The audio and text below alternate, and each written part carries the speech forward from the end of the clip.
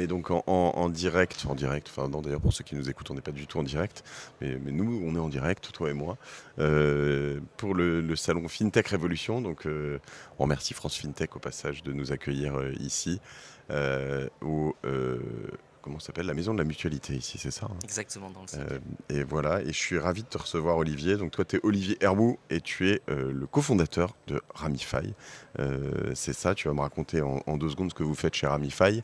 Euh, mais aujourd'hui on va parler d'un sujet qui est passionnant, qui est l'utilisation des maths pour faire de la finance, c'est ça? Exactement. Et déjà, merci beaucoup de me recevoir. Très heureux de pouvoir discuter de ça avec toi. Finance avec les maths, je pense qu'il faut juste le considérer comme déjà investissement rationnel. Comment finalement avoir une bonne éthique et bien suivre son framework d'investissement dans le temps. C'est ce qu'on appelle donc la finance quantitative, c'est ça? Et Exactement. il y a pas mal d'aspects sur tout ça, hein. Il y a donc tout ce qui est haute fréquence, il y a ce qui est plus basse fréquence, on va y venir aujourd'hui, je crois, c'est l'idée. Exactement, l'idée c'est quand on fait de l'investissement dans les maths, c'est de pouvoir investir dans énormément de choses différentes en même temps et tout en ayant un contrôle. Un contrôle puisque ça permet de savoir là où on a fait des très bons choix et potentiellement en faire davantage sur cette thématique-là. Et de l'autre côté, là où on a été moins bon, finalement en avoir conscience. C'est pas si simple en tant qu'investisseur d'avoir conscience de s'être trompé et de pouvoir améliorer ses stratégies et son modèle. Et à quoi s'oppose la finance quantitative? Pour moi, pas grand-chose. La réalité, pas grand-chose. À partir du moment où on a un investisseur qui ne fait pas que un seul coup et qui remet au pot, que ce soit dans des startups en tant que business angel, mais juste dans le marché, c'est qu'il a une façon d'investir avec une certaine fréquence. Et à partir du moment où finalement chaque investisseur peut écrire sur son carnet les règles qu'il utilise, ça veut dire que cet investissement, en tout cas, est rationalisé. Qui dit rationalisé, ça peut être mathématisé, mettre mis sur un algo et pouvoir être finalement scalé et efficace. Intéressant. Et toi, tu fais ça donc chez Ramify depuis 2 ans, 3 ans. Exactement. Et avant, tu faisais ça chez Goldman, je crois, c'est ça? Exactement, donc d'un point de vue formation pour commencer par là, donc j'ai une formation d'ingénieur, j'ai fait Centrale Paris mathématiques appliquées. C'est là où j'ai eu la chance de rencontrer mon associé Sami Wardini. Et après, j'ai poursuivi, j'ai fait un master de Financial Engineering à UC Berkeley. Ok. Donc j'ai eu la chance de rejoindre cette équipe en asset management chez Goldman Sachs, où on faisait que des investissements systématiques, quantitatifs, pour essentiellement des institutionnels. Et c'était, juste pour comprendre ça aussi, expérimental? Enfin, comment ça commence tout ça? Tu pars sur un set de données enfin, as des données passées, il se passe plein de choses ou t'es... Alors, je suis pas si âgé, donc quand je suis arrivé chez Goldman dans cette équipe, il y avait plein d'existants et c'est l'autre beauté aussi des finances quantitatives, c'est que quand ça marche, on build up sur tout simplement ce qui marche bien. Ouais. Le premier métier, tu arrives en tant que junior, c'est plutôt d'améliorer les modèles et déjà comprendre les modèles et les idées qu'on a utilisées pour justement créer les stratégies. Et après, effectivement, quand on monte en seniorité, c'est plutôt essayer de trouver des datasets qui peuvent être intéressants, où tu peux tester une thèse d'investissement et voir si ça explique une partie du futur. Effectivement, les datas, c'est par définition, ça vient du passé. On sait que l'investissement, les performances passées ne présagent pas des performances futures. À l'inverse, l'expérience, c'est aussi la mère de toute science et on peut l'histoire peut quand même de temps en temps se répéter, en tout cas partiellement, et c'est le job de tout investisseur quantitatif finalement. Alors, en effet, là, on parle de... Enfin, pour moi, ma visualisation, et je parlais de trading ultra haute fréquence, on parle de marchés sur lesquels tu peux acheter, vendre, acheter, vendre, acheter, vendre. Et pourtant, toi, tu me disais aussi tout à l'heure et en préparation que vous faites aussi du private equity, donc des temps beaucoup plus longs, de la SCPI, je crois aussi, non? Exactement, on fait un peu tout ça, on fait du côté, du non-côté. L'idée, in fine, et finalement pour tout investisseur, c'est essayer d'avoir le gain le plus important avec le risque le plus faible. Donc finalement, notre rôle à nous, mais ça pourrait être pour n'importe quel investisseur, c'est de se dire, grosso modo, si j'arrive à trouver 15 stratégies qui sont totalement décorrélées, donc qui n'ont aucune relation les unes par rapport aux autres. Alors j'arrive à supposer qu'elles aient la même performance chacune. Tu arrives à avoir la même performance, mais tu réduis ton risque de 80%. Donc ça, c'est le rôle. Et après, en quelque sorte, tous les coups sont permis. Sur les plus basses fréquences, il y a quand même des sujets. Par exemple, là, on est dans une période avec une augmentation des taux, avec une inflation qui augmente. L'essentiel des investisseurs, en réalité, n'ont jamais connu cette période. Et c'est qu'est-ce qu'on fait Qu'est-ce qu'on fait Qu'on soit quantitatif ou pas, on se documente, on voit ce qui s'est passé dans l'histoire et on essaye d'en déduire potentiellement des dynamiques. Est-ce que dans le private equity, c'est le LBO qui est bien positionné? Est-ce que c'est le growth? Est-ce que c'est le très early? Et ça contribue finalement, cette inclusion de ces datas et de les rendre finalement dans son framework d'investissement. Ça permet de prendre des décisions et normalement les plus éclairées possibles puisqu'on a utilisé les dynamiques passées. Donc la basse fréquence, on peut utiliser bien sûr les maths, les datas, pour parler très simplement. Après, c'est évident que comparé à la haute fréquence, on a beaucoup moins de coûts. L'avantage de la haute fréquence et pourquoi c'est spécialement adapté finalement aux maths, c'est qu'on se dit, sur le côté, j'ai potentiellement 20 000 boîtes dans lesquelles je peux investir. Je peux investir toutes les microsecondes. Donc il suffit que j'ai raison 50,1% du temps. Et je caricature, mais je suis quasiment milliardaire. C'est nos limites. Hmm. C'est un peu comme si tu es opérateur de casino, quoi. Si tu as le demi% qui fait la différence, Voilà. tu investis des centaines de milliards, en fait, à la fin, tu prends 50 millions par jour, La quoi. difficulté, c'est que ce petit pourcentage, c'est une compétition qui est féroce entre tous les hedge funds. Et après, c'est l'autre sujet. C'est ce que, même si c'est là où il y a le plus de gains, est-ce que c'est là où j'ai envie d'aller matcher et finalement d'aller me confronter contre tous ces gens-là? À l'inverse, les plus basses fréquences, c'est souvent des dynamiques plus longues. Donc, pour certains de ces fonds-là, ça va un peu moins les intéresser. Et donc, finalement, notamment pour une personne non instit, une personne dite retail, c'est souvent beaucoup plus intéressant. Mais alors, sur le haute fréquence, euh, on viendra sur le reste aussi. Et puis, ce qui m'intéresse aussi, c'est l'histoire des données, parce que finalement, on le dit, c'est le passé, mais le futur, en fait, est quand même par définition potentiellement différent. Euh, c'est un peu. Alors, il y a deux choses, mais un non-choix de faire des maths, d'une part. Et puis, non, déjà, je te laisse réagir là-dessus, mais c'est quand même un non-choix de se dire, en fait, ce sont des algos qui vont faire tout ça. C'est finalement. Ça peut être considéré comme un non-choix et je suis très à l'aise avec ça. Je pense que l'investissement, c'est aussi beaucoup d'humilité. Donc effectivement, quand on décide d'investir dans 15 stratégies versus une, c'est qu'on a moins de conviction que la personne qui investit dans une et une seule stratégie. Donc en ce sens, tu as totalement raison. Après, est-ce que sur le long terme, c'est pas plus payant? Ça, c'est encore autre chose. Non, mais il y a le côté payant, mais ce que aussi j'essaie de définir, et après chacun le voit, et je sais qu'il Ouais, y a bien des sûr. auditeurs de la martingale qui s'en foutent, et puis il y en a qui aiment ça aussi, mais c'est de me dire, tu vois, depuis que j'investis, autant que possible, investir là où j'ai envie, avoir de l'impact. Alors quand je dis impact, c'est pas que de l'écologie et des choses comme ça, mais c'est aussi soutenir des choses qui m'intéressent. Euh, Quand je vois le trading haute fréquence et quand tu vois là, ce qui m'a marqué, c'est les institutionnels, c'est un peu en fait Balek, tu vois. Genre, allez, vas-y, investis dans tout et n'importe quoi. Très fort, très vite, très vite, très fort, très fort. J'achète, je vends. Et puis à la fin, je gagne de l'argent, tu vois. Et c'est là où je parle de non-choix parce qu'il y a un côté très. Euh, Enfin, peut-être un manque d'engagement. Alors, Ouais, non, non, c'est tout à fait pertinent. Et je pense après, il faudra un peu différencier le très haute fréquence avec juste l'investissement presque rationnel. Parce qu'encore une fois, quand on dit on utilise des maths et finalement une philosophie d'investissement où on a écrit ses propres règles, en réalité, tout le monde est un investisseur quantitatif en ce sens.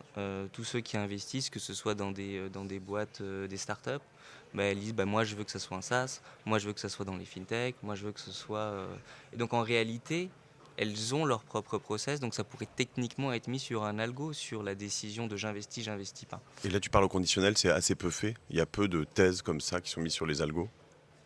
Non, non, je pense au contraire que ça existe et que ça Hmm. existe beaucoup, même sur le très basse fréquence. Un des plus grands fonds au monde, c'est Bridgewater. Ils se sont fait une renommée sur, au contraire, les cycles économiques, avec Ray Dalio. D'ailleurs, Ouais, il a écrit des bouquins qui sont fascinants. grand fan. Euh, et donc ça, c'est quand même, il a mathématisé tout ça, enfin il l'a écrit sur papier. Après sur le trading haute fréquence, c'est sûr que là il y a une notion qui est un peu plus décorrélée de la notion de valeur. Ça c'est clair, c'est grosso modo, c'est très froid. C'est est-ce qu'à la fin d'année, tu as gagné de l'argent ou tu as perdu de l'argent et tous les coups sont permis. Je dis ça, j'ignore sûrement certaines boîtes haute fréquence Hmm. qui, elles, ont décidé de se donner des contraintes supplémentaires en disant je ne veux par exemple que vendre je ne veux pas acheter d'entreprises qui soient fossiles, je ne crois pas en certains types d'entreprises ou certains types de secteurs, et donc ils se donnent leurs propres contraintes pour être alignés avec leurs intérêts. C'est vrai, enfin je vais pas faire de langue de bois, souvent quand on est haute fréquence, c'est pas la priorité. Oui, c'est ça, mais c'est vrai qu'il ne faut pas oublier que l'investissement et les banques et enfin, le prêt ou l'investissement en equity a quand même pour vocation normalement d'aider des entreprises, pas juste de gagner de l'argent, quoi. Et c'est vrai que c'est là où de temps en temps, d'ailleurs on fustige un peu les grandes banques et voilà, toutes ces choses-là, c'est que faut essayer de ne pas l'oublier. Est-ce que toi tu crois fondamentalement que euh, les maths, les algos peuvent réparer ça, surtout que si tu vas un peu plus loin, je pense avec l'apparition de l'intelligence artificielle, les gros sets de données, enfin on va potentiellement donner un énorme pouvoir à des algos ou à des machines, quoi. Ouais, bah après c'est un enjeu philosophique, ça dépasse le cadre même de la finance. On a un super outil, ça peut être fait pour le bien et le bien commun, et à l'inverse, il peut y avoir d'énormes dérives. Donc très clairement, la haute fréquence, il y aura potentiellement quelques abus, il y aura aussi certaines personnes qui feront aussi très bien leur métier. Mais non, moi je trouve que c'est plutôt très excitant en réalité, parce que donc nous par exemple on n'est pas du tout sur le trading. Ouais. Mais utiliser ce type d'outils pour avoir les choix les plus rationnels et les plus éclairés, finalement, sans connaître l'avenir, on se dit que les choix que je fais, c'est ceux qui ont la plus grande probabilité de succès pour l'investisseur final. Et donc que je lui propose un investissement de meilleure qualité sur le long terme. Je suis très à l'aise avec ça. Finalement, après aussi, je pense que ce qui est intéressant, c'est de toujours, enfin, de toute façon, dans tous ces investissements, c'est de panacher, c'est-à-dire que utiliser quelque chose comme ça, alors finalement, c'est basé quand même sur le passé, on peut le dire. Il y a peu d'intuition sur l'avenir, contrairement à peut-être beaucoup d'épisodes que j'ai pu faire récemment. Je ne sais pas dans quel point vous intégrez ou on peut intégrer des dimensions politiques. Typiquement, quand je dis politique, c'est des incentives à aller créer des parcs éoliens, des énergies renouvelables au sens large. Il y a un moment où le nucléaire était plus trop, avait plus le vent en poupe. Aujourd'hui, c'est reparti. Et bien, et dans quelle mesure est-ce que tout ça est peut-être rentré? Alors, techniquement, ça l'est, mais finalement, est pris en considération par la plupart de ces algos ou de ces maths. Ça peut l'être et ça l'est souvent, en tout cas dans mon ancienne maison et dans ce que l'on pourrait faire aussi aujourd'hui, je sais que ça se fait. Euh, Tout ce qui est préférence d'investissement dynamique, c'est des choses qui en réalité peuvent se mesurer. S'il y a une dynamique, pardon. S'il y a une dynamique, c'est parce que les gens ils en parlent, que ce soit sous un format oral ou écrit. Et donc, en ce sens, un algorithme peut reproduire, mimiquer Hmm. ce que fait un être humain, c'est-à-dire qu'il lit tous les articles, sauf qu'il le fait beaucoup plus rapidement et at scale, et se rendre compte de ces dynamiques-là. Donc, pour moi, c'est pas antinomique, très clairement. Et là, en effet, dans des phases comme ça, tu le disais, moi, ce qui m'intéresse là-dessus, c'est de se dire que cette phase actuelle, en fait, en une vie de jeunes investisseurs que nous sommes, peut-être Mhm. depuis 20 ans, quelque chose comme ça, on ne l'a pas beaucoup vu. Encore, moi, je l'ai à peu près vu. J'ai vu des choses en 2007, mais on ne l'a pas beaucoup vu. Et il y a des choses qui sont passées dans l'immobilier au début des années 90 ou des phases comme ça. Ça, c'est des choses aujourd'hui que vous analysez ou ce sont d'autres personnes qui analysent, enfin, chez Nous, Radify? notre objectif, c'est d'avoir ces datas-là. Ok. Et après, effectivement, c'est de voir comment ça s'est passé dans ces conditions-là, et donc on en conclut quoi. Et avec quel degré de certitude. Et vous publiez ça? Tu as deux, trois choses à me raconter ou des choses que vous avez pu remarquer, des choses sur lesquelles tu as pu faire des analogies? Bah, les analogies, c'est analogies sur l'inflation et sur les performances des LBO Ouais. qu'on a vachement regardé. C'est pas si évident, hein, parce que d'un côté, oui, ça coûte plus cher de se financer, mais potentiellement les entreprises vont être moins valorisées. Donc dans tout ça, quel est le vrai du faux? Il y a plein d'avis qui sont différents. et à quel point on est capable de dire c'est un moment qui est au contraire très favorable ou plutôt neutre. Donc dans ces moments-là, souvent, il y a plus de LBO. C'est ce que tu dis? Non, je dis pas que c'est plus, mais on a eu finalement, on a eu beaucoup de, je trouve, moi, d'articles qui ont été publiés en disant que pour le LBO, ça allait être très compliqué Ah, ok. d'un point de vue performance. Et la réalité, elle est peut-être légèrement différente.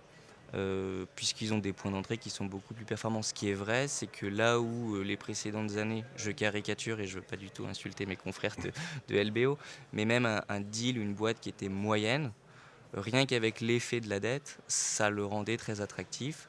Là aujourd'hui, il faut par contre, la source de revenus du LBO sera essentiellement sur la capacité à valoriser et à transformer dans le bon sens l'entreprise achetée. Beaucoup moins sur la dette qui va avoir un coût non négligeable. Tu parlais un peu de Ray Dalio, alors eux ils publient beaucoup, chez Bridgewater lui-même aussi publie beaucoup de choses, on peut suivre un peu ce qui s'explique parce qu'ils ont aussi beaucoup d'engagement, de tendance, Exactement. de mise en ligne. Il y a en France des choses qu'on peut lire quelque part, ou je sais pas si tu as des idées de reco. Non, je reconnais que c'est plus dur. Moi, bon, Ray Dalio, c'est une grande source d'inspiration. Il y a des... De toute façon avec GPT-4 tu le traduis instantanément à la fois. Ouais. Si. Mais j'arrive même à comprendre l'anglais. Non, Ça je m'a parle grande pour chance. ceux qui parlent pas anglais dans nos auditeurs. Ouais. Mais oui, ça c'est vrai que je pense que c'est une super source, je pense, c'est vraiment une très très belle matière. Il faut absolument le lire parce que ça permet de rationaliser beaucoup l'investissement. Même ceux, encore une fois, qui considèrent qu'ils ne font pas de l'investissement mathématique mais beaucoup plus intuitif. En réalité, l'intuition, elle Et basé sur elle est basée sur leurs propres expériences. C'est exactement l'investissement finalement systématisé et finalement prôné par Ray Dalio. Donc ça c'est passionnant. Il a un bouquin aussi, sans parler des news qui tombent tous les jours avec les principles. Ouais, Principles, il en a Il est refait un traduit. récemment, ouais, écrit traduit. Ouais. Un qui est assez aussi intéressant puisqu'il parlait justement de ces gros cycles de dynamique Ouais. Et on est en plein dedans. Il y a des vidéos sur YouTube qui sont très très cool aussi. Ouais. Donc non, je pense que c'est une superbe source. Et après, bon, les grandes banques donnent souvent des insights avec des datas assez bien léchées, moi que j'apprécie beaucoup et que n'importe qui en réalité peut s'inscrire. Alors, tout le monde n'est pas passé par Goldman Sachs. On Mhm. dit Goldo entre intimes, non, c'est pas ça? C'est ce que comme ça que Ouais, vous disiez, ouais. surtout les entre français de chez Entre Goldman, Français. ouais. Tout le monde n'est pas passé chez Goldman Sachs, tout le monde n'a pas fait Central, tout le monde n'a pas fait. Mm. Euh, Est-ce que je peux quand même utiliser certains de ces principes qui sont faits de finance quantitative à moi-même? Et comment je peux le faire? Il faut écrire des choses, enfin, Bah déjà, je pense qu'un très bon exercice, c'est de se faire un peu de juste prendre un tout petit, de se faire un petit pas en arrière et de se dire bon, si j'ai déjà investi, après si j'ai pas investi, c'est encore, si j'ai déjà investi, quels sont les choix que j'ai faits, pourquoi je les ai faits et comment ça s'est passé pour moi. Et aussi comment j'ai réagi. Est-ce que quand j'ai perdu 10%, j'ai vendu? Est-ce que ça a été ouais. trop dur pour moi? Et une fois qu'on a ça, déjà, on va peut-être analyser, là j'ai été bon, là j'ai été moins bon, là j'ai surréagi, etc. Ça, c'est une première étape en réalité qui est de dire quel est aujourd'hui finalement mon framework d'investissement. Et se le noter vraiment sur un petit calepin, et ça sera déjà très bien. La deuxième étape, c'est de se dire, bon, ça là j'ai été très bon, j'étais efficace, on va continuer là-dessus. Et à l'inverse, où est-ce que je peux me rendre meilleur? Et petit à petit, on arrive à finalement améliorer sa stratégie finale. Bien sûr, et que c'est indépendant des études et de l'expérience, c'est qu'il faut continuer à apprendre. Donc il faut bien sûr maîtriser tous les investissements que l'on fait, qu'on sache de quoi on parle. À l'inverse, quand on ne connaît pas, bon bah ok, aujourd'hui on n'y investit pas, mais prenons le temps de se documenter, de lire, pour se faire sa propre conviction et commencer finalement petit à petit. Une des plus grandes erreurs, c'est souvent de faire du all-in sur la nouvelle tendance un peu chaude du moment. On met all-in, on est convaincu parce que tout le monde en parle. Souvent, quand tout le monde en parle, c'est J'ai mis beaucoup tout sur trop tard. Ethereum, quoi. Ouais, c'est J'ai ça. mis Ouais. tout sur Ethereum. Nous, justement, chez Goldo, pour reprendre ton expression, il y avait, je vais le dire d'abord en anglais, après en français, c'était When a taxi driver talks about an investment, it's time to sell. Ok. Donc voilà, quand le taxi te dit que l'Ethereum c'est génial, bah, c'est probablement trop tard, c'est sûrement un peu en surchauffe cet investissement. On va exactement tourner un épisode là-dessus avec quelqu'un qui se trouve être mon associé désormais, qui est le cofondateur Arthur de Magma, la newsletter, je ne sais pas si tu connais, Si, si. qui est une newsletter sur les tendances. Et justement, je veux être capable de déceler les tendances avant tout le monde et de comprendre, parce que dans l'investissement, c'est quelque chose de très important Bien sûr. et qui n'est pas forcément justement là, qui peut se décorréler des maths, parce que les tendances, les micro-tendances ou les méga-tendances, alors les méga-tendances, elles sont souvent un peu perceptibles, mais les micro-tendances, c'est quand même des C'est nouvelles choses qui sont pas forcément, qui viennent pas de l'histoire, entre guillemets, quoi. Exactement, et c'est passionnant. Et après, c'est toujours l'investissement, même mathématisé, c'est toujours un mix entre les maths et quelque chose d'autre. Certaines personnes, peut-être avec un peu d'arrogance, appellent ça un art. C'est Hmm. qu'il faut combiner les expériences et un peu les intuitions et essayer de voir si on peut le scaler grâce notamment aux maths. Très clair. Finalement, ce que tu dis quand je te pose la question de se l'appliquer, c'est d'essayer de se connaître, notamment par rapport au biais cognitif. En fait, c'est un peu ça la problématique. Alors, j'avais fait des épisodes peut-être plus sur Génération It Yourself, je ne sais pas si on l'a fait sur la martingale, mais sur la confirmation, sur en fait, tu as quand même un moment où. Alors, ça, c'était depuis tous les tout premiers épisodes, mais où tu flippes et où tu vends. Bah, c'est très dur. En fait, souvent, tu vends. Enfin, trop tôt, trop tard. Hold the door aussi, c'est les autres. Non, mais c'est ça. Je vais vous donner l'exemple récent qui devrait s'appliquer à tout le monde. Et après, moi, ma propre expérience, ma première expérience douloureuse de sentir un peu la pression du marché quand il est contre toi. Bon, l'année dernière, le marché action se porte très mal. Si on décide de ne pas y aller et on va en faveur de l'immobilier parce que ça se passe très bien, bah, cette année, l'immobilier se comporte moins bien. Donc, résultat, chaque année, on perd de l'argent sous Hmm. prétexte qu'on a investi. À chaque fois, on a fait un all-in sur la classe d'actifs qui s'était bien comportée l'année dernière. C'est très dur. Et la conséquence de tout ça, souvent, c'est que la personne va juste investir dans des livrets d'épargne, dans son livret A, et c'est tout, parce qu'il aura appliqué une stratégie qui est complètement non adaptée à de l'investissement moyen à long terme. D'où aussi le fait peut-être d'avoir, certes, moins de conviction, mais de se diversifier, permet en réalité d'avoir, quoi qu'il arrive, toujours aussi un peu le top performer, même si de temps en temps, on se prend des petites baisses ponctuelles. Finalement, pardon, t'avais fini? C'était pour Ouais. l'expérience Ouais, générale, ouais. si tu veux que je parle de mon Vas-y, expérience je t'en prie. pro, Ouais, ouais, ouais. perso. L'expérience perso, c'était un peu la première fois que j'investissais, donc j'avais fait quelque chose d'une part très classique, marché coté avec des ETF, donc répliquer le marché coté en bourse. Et à côté de ça, pour m'amuser avec mon coloc de l'époque, on avait créé un algo sur les cryptos. C'était en 2018, donc c'était quand même relatif. C'était il y a quelques années Ouais. déjà. Pour Et certains, c'était un peu tard, pour d'autres, c'était très tôt. Ouais, exactement, ouais. exactement. Mais si tu veux, sur ça, bon, c'est plus sexy, c'est pas nécessairement plus efficace. Sur ça, au début, ça s'est super bien passé pour nous. C'est-à-dire que en, en 6 mois, on avait fait x7. C'était plutôt chouette. Plutôt chouette. Mais aussi en un jour, j'ai perdu 40%. Hmm. Et là, on se regarde, on se dit, c'est quand même dommage. Là, j'étais en train de me faire mes petits plans. Là, si je continue comme ça encore pendant 2-3 mois, ça va, ça va faire plaisir. Je vais pouvoir réaliser quelques projets en perso. Et là, vraiment, ce 40%, quand peut-être on est un peu trop exposé, bah, là, on sent la pression. C'est toujours facile, théoriquement, il faut jamais vendre quand c'est au plus bas. Oui, mais là, techniquement, je fais quoi? Hmm. Et donc se connaître aussi, arriver donc justement à bien finalement allouer chacun de ses investissements en conséquence. S'il y a un investissement un peu plus montagne russe, peut-être avoir une poche beaucoup plus concentrée, enfin beaucoup plus réduite, pardon, ce qui permet d'envisager ces hausses très fortes et ces basses très faibles, très fortes, pardon, beaucoup mieux. En fait, quand je lis entre les lignes, je me dis que l'investissement mathématique, donc la finance quantitative, c'est quelque chose de très froid, de très lisse, qui ne permet pas forcément de rapporter beaucoup, mais qui donne une potentielle certaine garantie. Il faut prendre des pincettes parce qu'il n'y a pas jamais de garantie, mais il y a un peu un. Tu vas pas partir sur cette start-up dans laquelle tu investis, dans lequel il y a un risque maximum, mais qui peut faire fois 100 ou fois 1000. Bah, c'est moins romantique, c'est moins sexy. Après, est-ce que c'est plus efficace? Je vais te dire, même le plus bon fonds de VC au monde fera moins bien que que le plus bel hedge fund au monde, qui est un fonds quantitatif qui s'appelle Renaissance et qui fait des performances depuis 20 ans en moyenne de l'ordre de 40 ou 50%. Par an? Ouais. My God. Ok. Et donc ils ont un fonds maintenant, ils ont même plus besoin de clients tellement ils sont performants. Et donc c'est Ça veut que dire qu'ils cherchent plus de non, ils nouvelles refusent personnes à et investir. ils les ont tous sortis. On peut plus Euh, investir dans Renaissance. non, Ok. il y a que maintenant les employés. Et les employés, c'est très clair. C'est un peu élitiste, mais Mm. on prend que des gens PhD qui n'ont jamais fait de finance parce qu'on veut pas qu'ils se comportent comme nos Ça va mal concurrents. se terminer cette histoire, oui, Non, mais d'accord. c'est incroyable. Ouais. Et donc, ils ont en 20-25 ans, je crois qu'ils ont perdu une année de l'argent et en moyenne, c'est du 40-50%. Ok.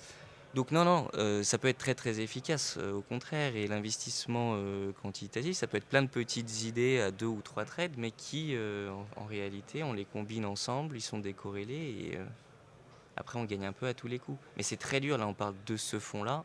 Il y en a plein d'autres qui ont des succès mitigés. Et c'est vrai qu'il y a aussi des très beaux. Finalement, les fonds un peu plus romantiques, type fonds de venture capital, il y en a qui ont aussi des très bonnes performances. Et ouais, romantique peut-être aussi. Moi, j'ai une perception peut-être plus utile aussi, mais c'est Et peut-être. Ouais, utile. ouais. Et après, la question qu'on peut se poser là-dessus, c'est, tu vois, quand tu arrives là, même très philosophiquement, sur un fonds qui dégage ses clients, qui garde que ses employés, c'est un peu une sorte de boîte noire. Enfin, tu vois, tu pousses le truc à l'extrême, c'est assez intéressant en fait. Et je pense qu'il. Et je te dis pas que c'est ce qu'on fait. Ouais, ouais, non, non. Mais c'est juste là, tu m'as challengé sur la performance de ces Hmm. fonds quantitatifs. Oui, là, on n'a pas parlé de morale. Ouais. On est totalement d'accord. Mais en tout cas, ce sont des fonds qui sont efficaces. S'ils ont sorti leurs investisseurs, la réalité, c'est que d'avoir un investisseur et de servir un investisseur, ça donne des contraintes supplémentaires, rien qu'en reporting, de Hmm. temps en temps en leverage, de temps en temps sur j'ai le droit finalement de sortir de mon De ma exposition thèse, classique. ouais. Et donc, en fait, ça peut aussi finalement faire baisser la performance. Et donc effectivement, ce n'est pas nécessairement moral, on perd un peu le sens de j'accompagne les investisseurs pour essayer de leur donner un meilleur futur, tout simplement. Bien sûr, on ne sauve pas la banquise quand nécessairement on fait de l'investissement, mais ça peut permettre d'avoir des projets plus long terme qui soient réalisés là où, de temps en temps, malheureusement, avec le simple travail, on n'y arrive pas. Euh, Est-ce qu'on peut rentrer, enfin, quel type de données on va chercher dans ces cas-là? Parce que là, je te parlais de se l'appliquer à soi-même. On peut faire des expériences perso quand même un peu avec des données pour avoir des choix Sur la très haute fréquence. ou sur le, enfin ouais, ou sur Ouais. la finance quantitative. Bon, là, je vais parler un tout petit peu plus aux ingés. Je Ouais, m'excuse. vas-y. Mais par exemple, un signal qui est sympa de tester, et très dur, hein, c'est vous allez prendre tous les tweets Ah, trop de bien. X. Ouais, ouais. Vous prenez tout, ex-Twitter. Un peu bizarre à chaque fois de dire Mm. X, je ne me suis pas encore habitué. Mm. Bref, on prend tous les tweets. Et une idée de base économique, c'est de dire quand le monde parle positivement d'une entreprise, alors c'est un signal positif, je pense que la valeur de l'entreprise va s'apprécier. À l'inverse, quand le monde parle négativement d'une entreprise, alors je vends. Donc ça semble être une idée assez rationnelle, pas non plus waouh, hein, c'est plutôt Ouais. clean. Et là maintenant, après c'est compliqué. Il faut analyser toutes ces datas, arriver finalement, ça veut dire quoi une news positive, une Ouais. news négative. Donc là, on rentre dans finalement le nerf de la guerre. Oui, à l'œil, si tu lis toi chacun des tweets, tu peux le savoir. Mais comment entraîner un modèle pour qu'il arrive à faire ça? Et ça existe, hein. Et à partir de là, après, c'est de l'agrégation de données. Est-ce que ça marche ou pas? Est-ce que peut-être les news négatives, ça marche mieux qu'une news positive? La réponse, elle est oui. Et c'est aussi assez intuitif. On se rend compte qu'une news négative sur une entreprise a un impact beaucoup plus fort qu'une news positive. Ouais, mais alors c'est marrant parce que ça, c'est un truc que j'avais essayé de vendre à des, alors très très tôt à des entreprises, parce que j'avais investi dans une boîte qui s'appelait Trendsboard, qui s'appelle désormais Flint, et qui faisait de l'analyse de réseaux sociaux. Et typiquement, un jour, on avait analysé une Tesla qui brûlait, donc qui était prise en photo sur Twitter, qui brûlait sur le bord de la route en Californie, et on décelait les signaux faibles pour dire aux médias de quoi les news allaient être composées dans 1 heure ou dans 2 heures. Donc l'idée, c'était d'être capable de leur... Puis à un moment, je me suis dit, j'avais pas mal de potes banquiers, je me suis dit, tiens, les médias n'ont pas beaucoup d'argent, je vais essayer de trouver un endroit. Et en l'occurrence, on ne l'avait pas vendu comme ça assez bien, assez vite. Mais c'est exactement ce que tu dis. Et l'action Twitter a fait -10 et puis elle était remontée. Voilà. Mais si tu es capable de capter la perte... Et donc c'est ça, c'est passionnant. Et bon, c'est quand même c'est pas à la portée de tout le monde, mais on peut très bien concevoir un étudiant en école d'ingénieur qui arrive à reproduire ça. Et demain, avec des outils, des packages, et grâce à ChatGPT et compagnie, en réalité, tout le monde sera capable de Et faire ces tests. est-ce que, par curiosité, tu peux aujourd'hui, avec des API, automatiser, je sais pas, sur eToro, entre, comment t'appelles ça, Make ou, tu vois, ces trucs Mhm. d'automation que tu vas utiliser. Est-ce que tu crois que tu peux automatiser de l'achat-vente ou pas, en étant un particulier? En très très haute fréquence, encore une fois. Bah, je sais pas, mais à la microseconde, mais déjà à la seconde ou à la minute, tu crois tu peux pas, est-ce que tu peux passer des ordres, faire passer des ordres automatiquement en étant particulier ou toute petite entreprise sur Alors, des... je ne veux pas dire de bêtises. Moi, ce que je sais, c'est que sur la partie crypto, c'est ce que j'avais fait à l'époque. Ok, Donc, je sais que c'est possible. Sur les eToro, Trade Republic et équivalent, Robinhood, ouais, ouais. voilà, je pense que oui, mais je l'ai pas testé. Ok, Donc je pense que oui. Après, encore une fois, la question, c'est savoir contre qui je me bats ouais. en finance. C'est si je vais sur de la haute fréquence en tant que particulier, j'ai un autre job souvent en parallèle. Si je m'affronte contre des gros hedge funds, des armées de 100 gérants qui font que ça, est-ce que j'ai une chance de gagner? Ça, c'est toujours ça le problème. Je suis un peu plus mitigé sur la capacité d'une seule personne à le faire. Mais on voit que justement sur ces plateformes, ils essayent justement d'avoir un peu le top trader. Est-ce que je peux essayer de Ouais, bien sûr, ouais, reproduire? ouais. Donc il y a quand même une sorte de dynamique qui essaie de redonner un peu le pouvoir à l'investisseur final. Mais moi, de manière générale, et de toute façon, ça a été mon credo à moi, même chez Goldman, c'était oui, il y a des choses très sexy. On va parler de Twitter, on va parler d'imagerie, c'est très bien. Ça peut gagner de l'argent, mais la bataille, elle est féroce. Moi, j'essaye plutôt d'aller sur des fréquences souvent un peu plus basses, où il y a un peu moins de monde, mais où je me dis finalement, je m'affronte contre des personnes un peu moins, un peu moins calées. Alors c'est là où je voulais venir éventuellement avant de prendre une ou deux questions si vous en avez, mais c'est là où j'ai pas exactement bien compris sur le plus basse fréquence. C'est-à-dire, euh, je vois, sachant que tu peux pas acheter et vendre Mhm. des SCPI, je prends le cas de la Ouais, je SCPI comprends. typiquement, une SCPI, souvent tu as des frais à l'entrée, ou si tu n'en as pas, si tu sors avant 2 ans, tu as des frais. Enfin, je veux dire, l'arbitrage, en fait, il est pas du tout très ultra court-termiste, en fait, il est quand même en années. Donc quel est l'impact des maths là-dessus? Très bonne question. Et effectivement, on ne va pas faire de haute fréquence sur de l'investissement qui est non coté et sur certains aspects non liquide. Par contre, d'avoir analysé les interactions, notamment avec le marché action cotée, et de voir que effectivement, dans beaucoup de cas, en tout cas historique, ça a joué le rôle d'un excellent diversificateur et donc d'en inclure dans son portefeuille, ça c'est ce qu'on va utiliser. Les raisons pour lesquelles on va utiliser ou investir dans certaines SCPI ou plutôt dans certains secteurs de l'immobilier et pas d'autres, c'est des tendances de marché, c'est la compréhension qu'il y a un peu plus de hype sur certains sujets que d'autres et donc on pense que si on est placé suffisamment tôt, on arrivera à investir. Donc ça pourrait être par exemple, les taux montent, le marché descend, et puis je sais pas, la consommation, la météo, Ouais, je ouais. dis des conneries. Donc, Et donc là en fait, il se trouve que si tu achètes plutôt de l'immobilier, parce qu'en ce moment les gens vont peut-être moins y aller, comme tu disais tout à l'heure, c'est un bon point et ben c'est d'entrée. peut-être, voilà, où si tu mets 10% de ton... Donc vous arbitrez en fait selon les personnes, selon leur cash dispo, selon... c'est ce que vous faites chez Ramify? Exactement, c'est ça. Et l'idée, encore une fois, tout n'est pas 0 à 1, bien que ce soit très joli, que ce soit le nom d'un très bon bouquin, mais tout n'est pas 0 à 1. Et c'est plutôt dire, est-ce que là, on va surpondérer l'immobilier ou le son-pondérer et avoir toujours en tête le fait que le coût de sortir est plus ou moins possible. Notamment ici, c'est pas possible. Donc, faire attention à comment est-ce que je vais faire évoluer le portefeuille à terme de l'investisseur final en prenant en compte toutes ces contraintes. Oui. Mais c'est exactement ça, on essaye de choisir au sein de... Est-ce que l'immobilier, on a envie de se surpondérer ou pas? Et d'autre part, et après, dans quoi on investit? Et comment on fait ces choix-là? Et pour ça, tu te connectes à ce que je fais ailleurs? Parce que typiquement, moi je peux dire, tiens, c'était à partir de 1 000 euros, je crois, chez vous, hein, c'est À ça. partir de 1000 Il faut euros. que je pose 1 000 euros et puis après, je dois verser ou je peux verser comme je veux ou je peux juste laisser ces 1 000 euros. C'est comme Ah vous. oui, oui, tu sais, Ok. c'est ton argent, je vais Ok. pas te dire, Et, je vais pas te non, mais- forcer à et, investir, c'est entre 1000 euros, c'est vrai que et ça peut être plus. On recommande par moment des versements programmés si la personne a la capacité c'est toujours de mieux, mettre de moi je pense plus. de toute façon, quoi qu'il arrive. Bah, ça donne une très bonne routine d'investissement. Et là-dessus, est-ce que tu es branché à mes comptes ailleurs pour voir ce que j'ai ailleurs, comment toi tu vas répartir chez vous?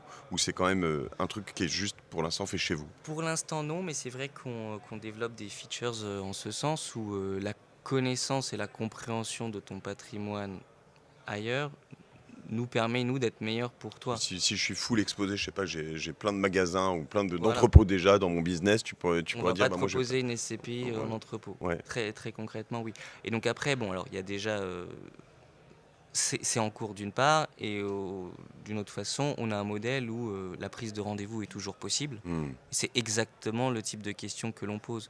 Nous, ce qui nous importe, c'est que pour toi, ton patrimoine, ton investissement au global, on l'ait rendu le plus performant. Et donc, pour ceux qui sont déjà investisseurs ou investisseurs chevronnés, on va plutôt s'adapter à ce qu'ils ont. On va pas leur dire, bah écoutez, vous mettez tout chez nous Hmm. et après on parle. Ce serait justement je pense que c'est des comportements de conseillers et de certaines banques qui déplaisent fortement aux gens et je pense à raison, on n'essaie pas de les reproduire.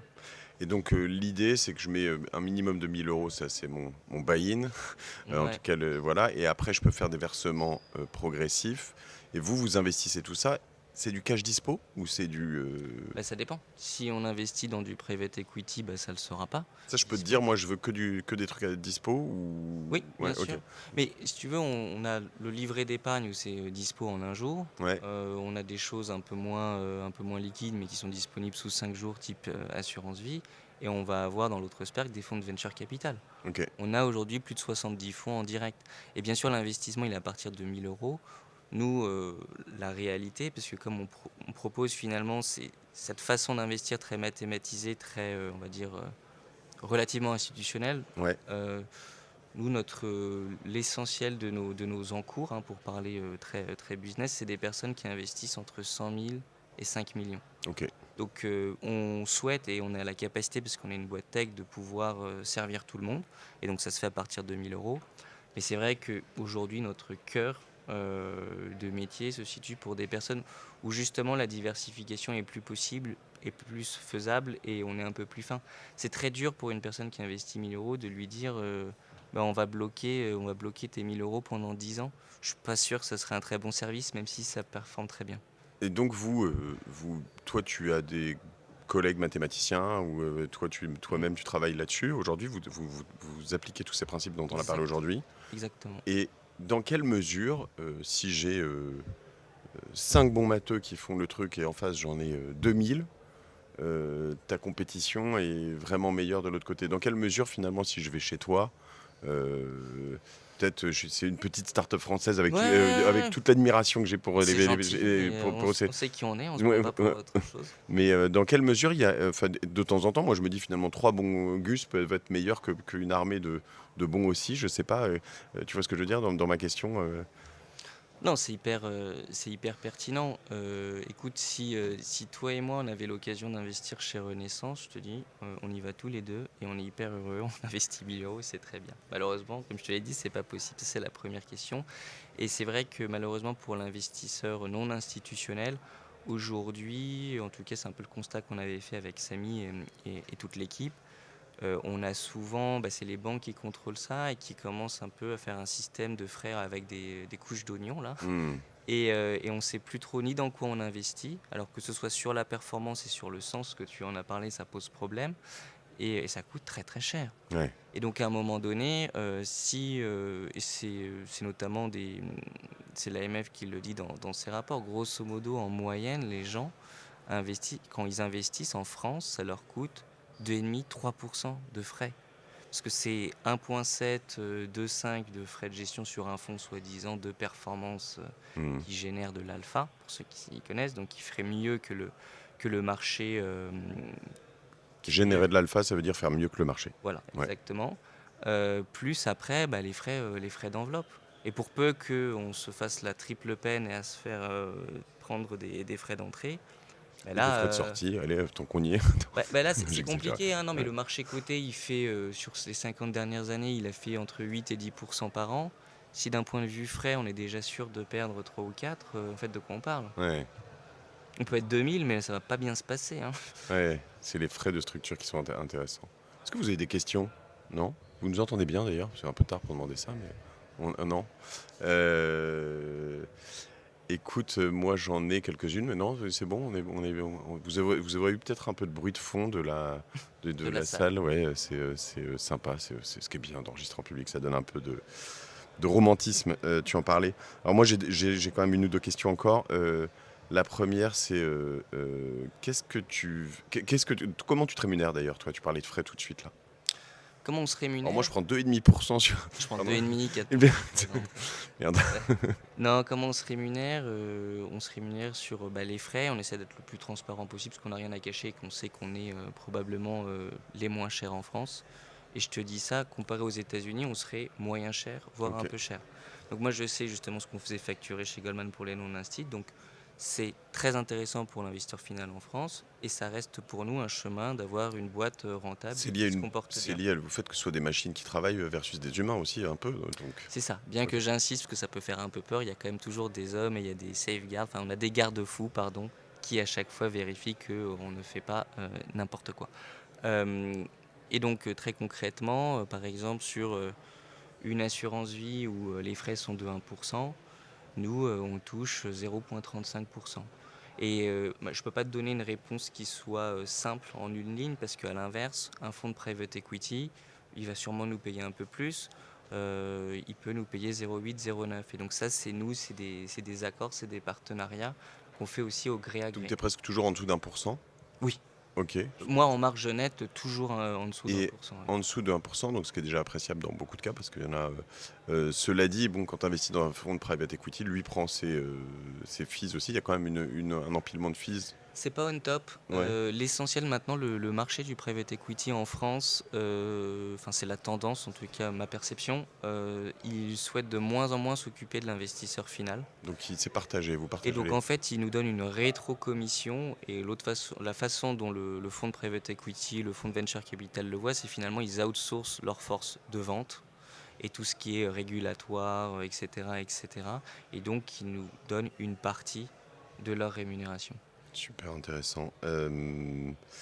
Et alors là-dessus, si je te demande pour nos auditeurs d'aujourd'hui un petit code promo ou quelque chose comme ça, même si tes frais sont bas, Ouais, qu'est-ce qu'on on peut fera faire? encore plus bas. Et non, effectivement, je me C'est prête chiant aussi quand au les gens jeu. ont des frais bas parce que tu vois, tu dis bon, qu'est-ce qu'il va pouvoir me faire? Donc, code promo Martingale en lettres capitales, Ok. ça devrait aller. Et on vous offre jusqu'à 1000 euros de frais de gestion sur les 6 premiers mois. Donc si tu investis 1 million, par exemple, Voilà, tu as exactement. 1%. Ça sera gratuit. C'est toujours bon à prendre. C'est toujours Voilà. pour en vendre. Ouais, c'est bien. Bah, si vous avez 1 million, allez-y. Mais si on a moins, ça marche aussi et ça Oui, fera c'est toujours toujours plaisir. Ça 1%. fait toujours 6 mois de gratuit sur l'année. Très bien. Merci pour tous les auditeurs. Tu as une martingale à toi. Un petit Elle est assez péché. classique, j'espère que je l'ai quand même suffisamment rabâché aujourd'hui. C'est la diversification. C'est peut-être pas le plus sexy, mais c'est le plus efficace. Si on peut faire baisser son risque de 80% en ayant ces fameuses 15 stratégies non corrélées, et a priori, c'est une J'avais jamais eu le expérience. chiffre. 15 stratégies non corrélées. 15 stratégies non corrélées, on a le même gain, mais on réduit son risque de 80%. Et donc ça, c'est le rôle de tout investisseur un peu sérieux, à quelque niveau que ce soit, le moins quantitatif, ce que tu nous avais décrit, notamment avec le venture capital ou des gens qui sont juste business angel. L'idée, c'est d'avoir ces 15 boîtes, ces 15 flux de revenus potentiels décorrélés et qui performent. C'est intéressant parce que... alors déjà, pourquoi 15 et pas 10 ou 20? Parce qu'il fallait que je prépare le podcast. J'ai fait 15, j'aurais pu faire 20, je suis désolé. C'est bien, c'est comme ça qu'on finit par avoir une grande thèse qui finit dans le monde entier. Ça marche, c'est mathématique. Si Ok. c'est 30, c'est encore mieux. Ok, donc plus il y en a, mieux c'est. Voilà. Alors, il y a un truc aussi qui est quand même intéressant là-dedans, c'est que plus il y en a, mieux c'est, Et Mais en même plus, en même temps, tu lisses. Donc, ce qui est intéressant, c'est que faut être conscient de quelque chose. On dit toujours l'investissement comporte des risques. Faut pas mettre tous ses œufs dans le même panier, etc., etc. Si tu veux venir méga riche et que t'as pas beaucoup d'argent, la seule stratégie, c'est de mettre tous tes œufs dans le même panier. Enfin, tu vois ce que je veux dire. Et c'est Oui, la meilleure pour tout perdre. exactement. Ça, c'est clair aussi. Et Ben, c'est ça. Mais moi, de toutes les enfin, je suis d'accord avec ce que tu as dit, mais je peux jamais conseiller de faire non, non, ça. je le conseille pas. Soyons Et très en très tout clairs. cas, moi, je me l'applique pas non plus à moi-même. À un moment donné, il y a aussi la réalité. Il faut aussi l'accepter. Il faut peut-être pas être trop, Ouais, ça sera un trop extrait qu'on risqué. mettra pas sur TikTok. Celui que je viens de dire là, parce que tu vois, c'est celui qui. On mettra le tien d'avant, tu vois. Je sais pas, on mettra peut-être les deux, on verra. Si je vais me faire éclater par la MF, ça va être bien. Euh, merci. On te suit où, toi On te suit sur. Tu publies un peu Essentiellement sur LinkedIn. sur LinkedIn. Exactement. Olivier Herbout avec un Herbout. Voilà, Ramify, vous postez un truc, vous avez des newsletters, des choses comme ça. On a une newsletter qui soit sur LinkedIn ou en propre Ok. et on donne toutes les informations d'une part d'investissement. Il y a une newsletter mensuelle où justement on donne un peu nos vues sur un peu les Ah, trop tendances bien. plus macro et de temps en temps on fait aussi part des nouveautés et des inclusions de nouvelles classes d'actifs que l'on peut rajouter au fur et à mesure. Très bien. Une question que je me posais au tout début, mais vous faites une sorte de rétro-engineering pour aller voir, tester peut-être vos algos sur On est obligé. Ouais, donc tu vas prendre par exemple un chunk enfin un truc de data des années 70-80 ou des choses un peu dispo, puis tu vas dire, tiens, si je rentrais là-dedans avec l'algo que je viens de faire là, qu'est-ce qui se passe dans les 5 prochaines années? Bah, c'est souvent un très très bon juge de paix pour savoir si nos stratégies, on a une bonne confiance sur leur Hmm, capacité à générer du revenu. intéressant. Donc c'est vraiment la base, c'est avoir les datas et voir si notre stratégie aurait bien performé. Très bien. Eh ben, écoute, Olivier, merci beaucoup pour tout ça. Je crois qu'on laisse le studio à Thomas. C'est toi, Thomas Creton? Non? Après, plus tard. Bon, ben voilà, très cool. Merci en tout cas à toutes les équipes de France FinTech, voilà. Puis Laura, Caro, Clémence, tout le monde, nous avoir aidé à organiser tout ça. On va enchaîner un peu toute la journée, de toute façon. Donc, Parfait. c'est parti. Merci. Merci à toi beaucoup. Mathieu. Salut. Bye. Merci beaucoup. Merci à toi. Ouais.